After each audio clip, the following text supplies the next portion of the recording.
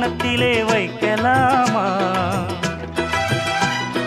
அந்தியிலே சந்தனத்தை பூச, ஆசைகளை கண்களிலே பேச, சேலையிலே நீ விசிறி வீச, காலையிலே பார்த்த கண்ணு கூச. என்ன சுகமோ எப்ப வருமோ என்னென்னவோ பண்ணுதையா ஆசை. மலையோரம் மாங்குருவி மாவிலையில் பாட்டெழுதி பாடுதடி. மகராசன்